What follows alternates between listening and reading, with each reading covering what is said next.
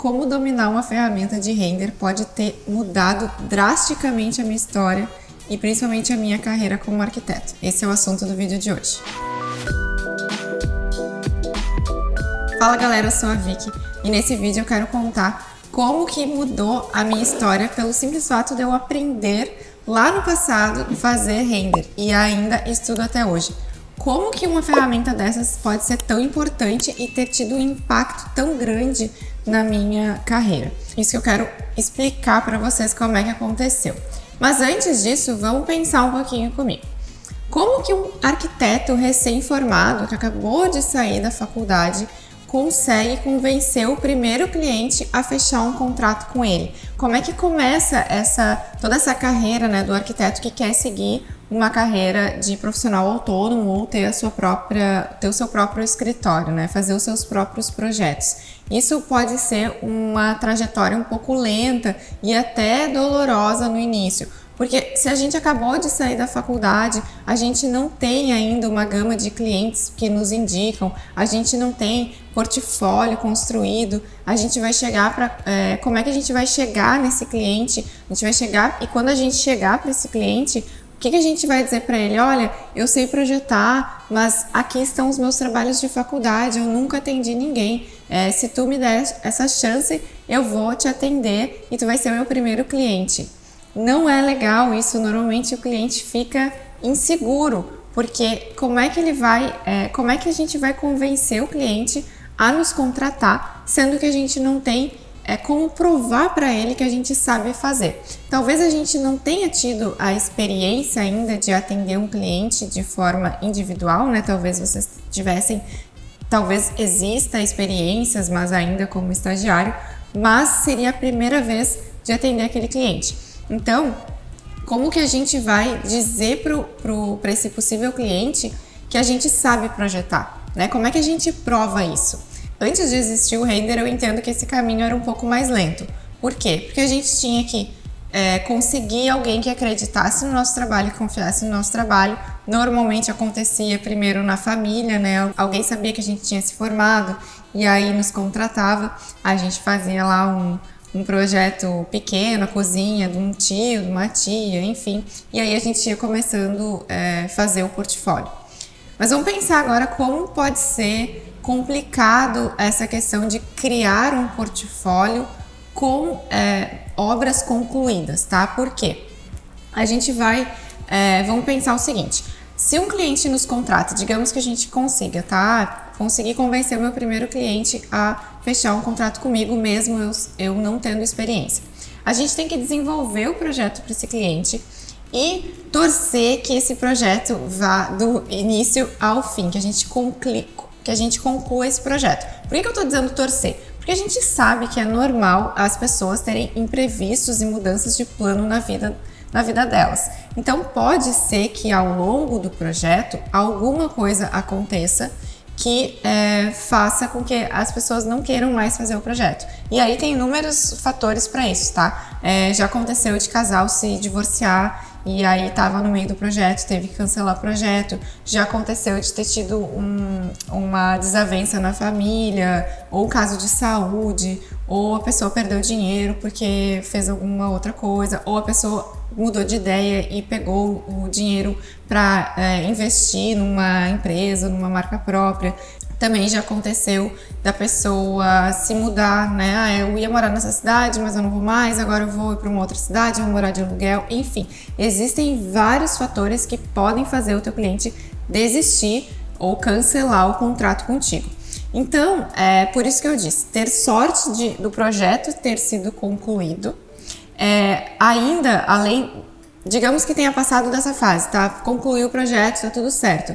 Tem que esperar e tem que torcer para que o cliente de fato construa esse projeto. Porque todos esses fatores que eu disse de imprevisibilidade que podem acontecer durante o projeto, podem acontecer depois do projeto concluído também e ter ido direto para a fase de obra. Então, não necessariamente vocês vão acabar o projeto e logo em seguida vai começar a obra. Pode acontecer do cliente querer de fato fazer a obra, mas pode ter aí um tempo bem distante entre o final do projeto e o início da obra. Vai ter um tempo então, o cliente tem que se capitalizar, o cliente tem que resolver algumas coisas, ele está morando na casa ainda e ele vai ter que sair da casa para transformar aquela casa, vai ter que morar de aluguel, enfim, tem toda uma organização que pode levar um tempo. Então, a gente está falando aí já de um tempo considerável entre todo o processo de projetar até o início da obra e ainda, de fato, o tempo de obra, que também pode ser mais demorado. A gente tem que considerar que tem que aprovar esse projeto na prefeitura, que tem que estar tudo certo, principalmente se for em condomínio, tem que aprovar no condomínio também. Enfim, tem várias questões aí para o início da obra e o decorrer da obra também, né? A compra de materiais. Por exemplo, agora que a gente está em pandemia, a gente teve alguns atrasos de obra porque faltou material na indústria e o consultor não conseguia comprar. Então, são imprevistos que acontecem e a gente tem que saber que obra pode acontecer esse tipo de coisa e ela demorar mais do que o previsto por inúmeros fatores também. Então vamos lá, a gente espera que o projeto esteja pronto, a gente espera que o cliente decida iniciar a obra e a gente ainda espera que a obra seja concluída. E se a obra for concluída, a gente espera que ela seja concluída exatamente como a gente pensou no projeto. Mas quem aí já fez projeto e já trabalhou com obra sabe que pode ter tido algum imprevisto na obra ou pode ter havido alguma mudança de ideia até do cliente e aí vocês vão fazer uma alteração de projeto. Não que essa alteração de projeto não seja validada por vocês, mas digamos que tenha saído da ideia inicial lá do projeto que vocês queriam fazer exatamente como vocês tinham pensado e seria um grande portfólio, acabou ficando um pouquinho diferente. Então tem todos esses possíveis percalços aí. E ainda que a gente passe por todas essas fases, a gente pode chegar assim no final da obra e, por exemplo, vamos imaginar, tá? O nosso nicho de arquitetura é residencial. Mas pode ser que normalmente a gente faz arquitetura civil e arquitetura de interiores das nossas casas. Mas o cliente não é obrigado a contratar isso com a gente, tá? Então pode ser que ele contrate apenas a arquitetura civil e diga que vai fazer o interiores depois.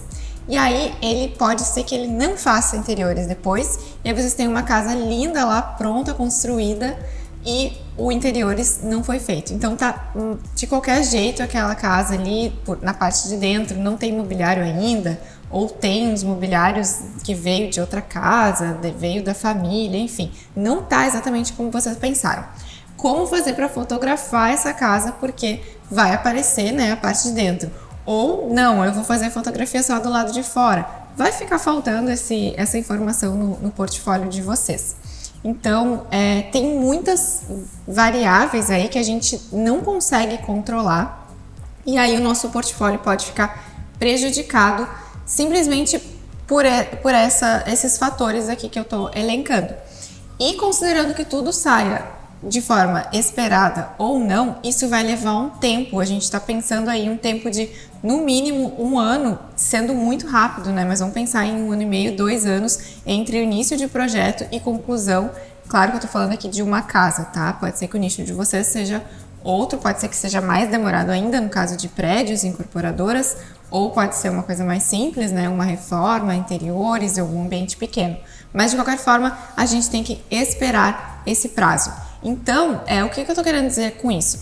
Demora muito tempo para a gente conseguir ter a fotografia de um dos nossos projetos para utilizar no nosso portfólio. E todo esse tempo e trabalho despendido é para um projeto, mas a gente não vai fazer um portfólio com um projeto, a gente precisa de mais projetos. Então lá atrás, quando eu decidi que eu ia empreender e eu e a Ju decidimos que a gente ia criar a Cala, a gente já entendia tudo isso, que a gente não teria tempo e a gente não iria arriscar ter essa trajetória tão longa para de repente não ter um portfólio tão atrativo assim. Então a gente decidiu que o nosso portfólio ia ser construído através de renders, porque a gente ia fazer exatamente o que a gente estava planejando mostrar, né? O render ia sair exatamente o que a gente queria com a nossa intenção de projeto. a gente ia conseguir, num tempo muito mais rápido, mostrar as nossas ideias e validar o quão excelentes profissionais nós somos e provar isso de uma forma tangível, de uma forma palpável para o nosso cliente. A gente ia conseguir fazer muitos projetos de estudo para mostrar e para colocar no nosso portfólio. Então, desde aquela época, a gente já tinha entendido que essa seria a solução que a gente precisaria para criar o nosso escritório, para ter uma imagem positiva do nosso escritório, que a gente pudesse utilizar isso para daí sim alcançar os nossos próprios clientes.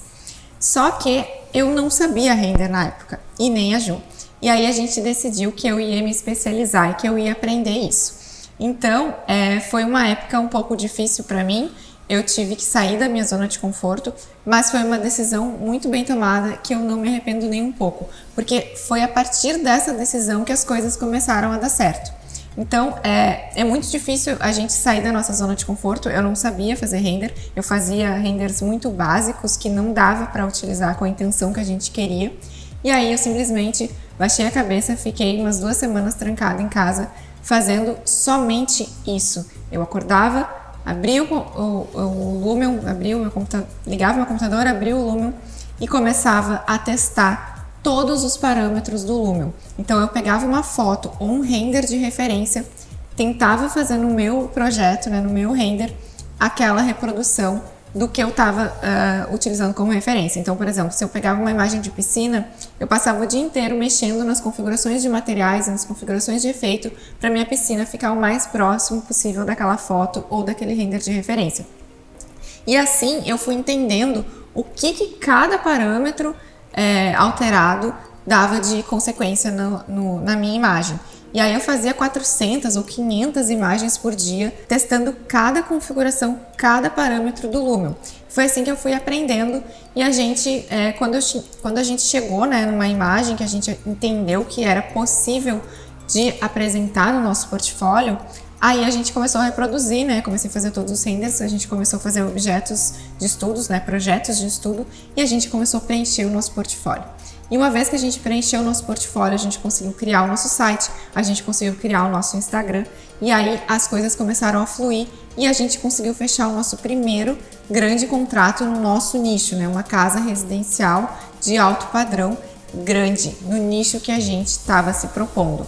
Então, isso foi, de fato, um divisor de águas na nossa carreira, porque a partir daquele momento a gente tinha o nosso portfólio completo, a gente tinha um cliente real, um projeto real, e aí os outros foram surgindo naturalmente. Claro que a partir também de outras decisões que a gente tomou, de uma maneira geral na empresa, mas o render sim foi um aspecto extremamente importante e definidor da onde a gente chegou. Então, no nosso primeiro ano de empresa, a gente já tinha uma imagem de escritório muito boa, a gente já faturava, a gente já tinha clientes reais. E se a gente tivesse esperado e ter feito o processo sem render, ter esperado o primeiro cliente, talvez a gente estivesse até hoje esperando montar o portfólio que a gente já tinha no primeiro ano. Então, por isso que o render foi um grande divisor de águas na minha carreira, mudou completamente a minha história. E graças ao render que eu tô aqui hoje falando com vocês, dando dicas também. Então foi uma outra grande surpresa muito interessante que o render me proporcionou. Se o render também transformou a tua história, ou tu quer também que o render transforme a tua história, assim como transformou a minha e da nossa empresa, coloca aqui embaixo o teu comentário com a tua dúvida, com a tua sugestão. Vamos conversar sobre isso, eu acho muito legal a gente ter essa troca. Se tu ainda não está inscrito no canal, por favor, se inscreve e também deixa um like no vídeo se tu gostou de ouvir a minha história. A gente se vê no próximo vídeo. Até mais!